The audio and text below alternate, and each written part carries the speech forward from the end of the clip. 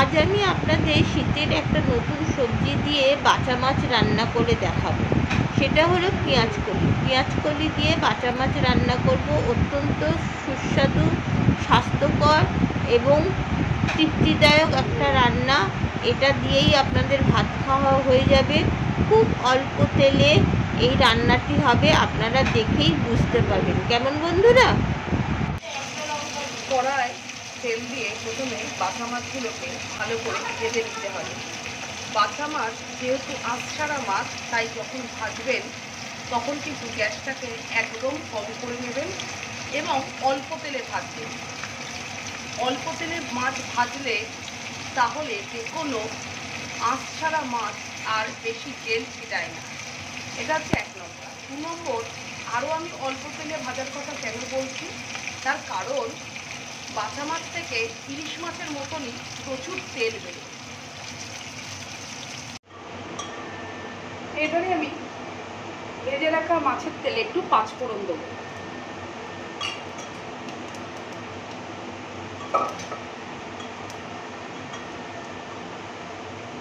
পাঁচ ফোড়নটা আমার হয়ে যাবার পর তার মধ্যে পেঁয়াজ কালিগুলো তুলে দেবো, দিয়ে আমি ভাজতে থাকবো পেঁয়াজ কালিটা।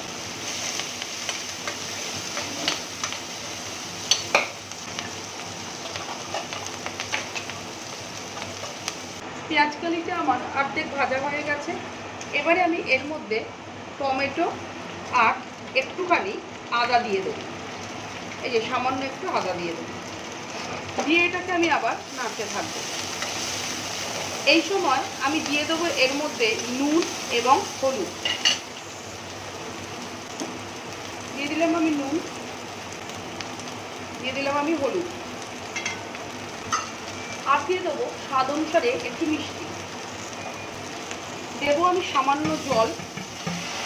সেই জলের মধ্যে পেঁয়াজটা এবং আদাটা ভালো করে কষিয়ে নেব। পেঁয়াজ বললে ভুল হবে, আদা এবং টমেটো পেঁয়াজ কলির সঙ্গে আমি এইভাবে খানিকটা কষাতে থাকবো।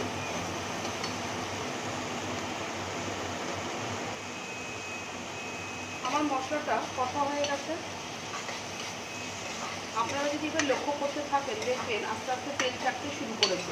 আমি রান্না করতে করতে অনেক তথ্য এবং টিপস শেয়ার করে দিই আপনাদেরকে, যাতে আপনাদের রান্নাও সুন্দর, সুস্বাদু এবং তৃপ্তিদায়ক হয়। এই দেখুন আস্তে আস্তে তেল ছাড়তে শুরু করে দিয়েছে মশলাটা থেকে। আদার কাঁচা গন্ধটাও চলে গেছে, টমেটোটাও গলে গেছে। এবারে আমি কি করব, এর মধ্যে একটা কাঁচা লঙ্কা দিয়ে দেবো।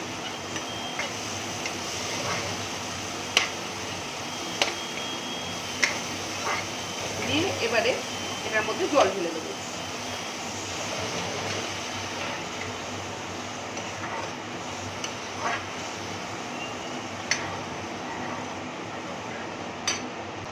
জল দিয়ে দিলাম। ঝোল ফুটে উঠলে আপনারা দেখতে পাচ্ছেন আমার ঝোল ফুটে গেছে। এবারে আমি আস্তে আস্তে বাটা মাছগুলোকে দিয়ে দেবো।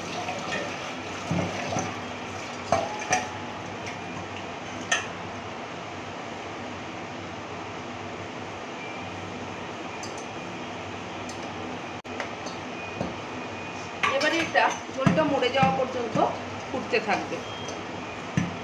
আর এই বাটা মাছের রেসিপিটা যদি আপনাদের ভালো লেগে থাকে, তাহলে আমার চ্যানেলটিকে সাবস্ক্রাইব করবেন আর পাশে থাকা বেল আইকনটিকে প্রেস করে দেবেন। যখনই আমি নতুন কোনো ভিডিও দেবো তখনই আপনাদের কাছে নোটিফিকেশান পৌঁছে যাবে।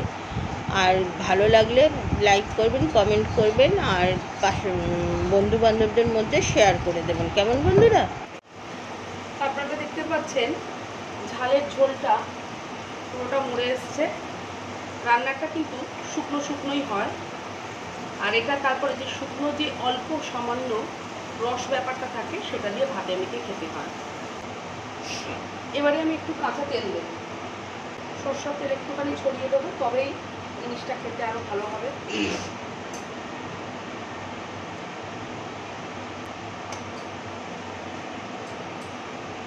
বাটা মাছ একটু নরম হয়, আপনারা সবাই জানেন সেটা, তাই এটাকে একটুখানি কি করবে, হালকা হাতে নাড়বে।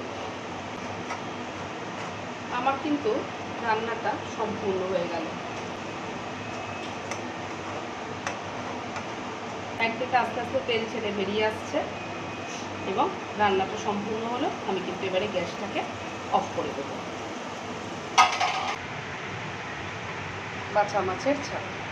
আমার চ্যানেলে স্বাস্থ্যকর এবং সুস্বাদু রান্নার অনেক রেসিপি দেখানো হয়। অল্প তেলে সুস্বাদু এবং স্বাস্থ্যকর রান্না দেখানো তো হয়, এছাড়া এই রান্না তৃপ্তিদায়ক। রান্না খেয়ে আপনারা তৃপ্তি পাবেন। জলসা বা পানসে রান্না হবেই না আপনাদের এইভাবে রান্না করলে। এছাড়া আমার চ্যানেলে বিভিন্ন রকমের মাছ, সবজি কাটা দেখানো হয়। অত্যন্ত সহজভাবে দেখানো হয় কাটা, এবং সেই কাটা আপনারা দেখলেই কাটতে পারবেন। যেমন ডুমুর, চালতা, মোচা, এঁচোড় ইত্যাদি কাটা দেখানো হয়।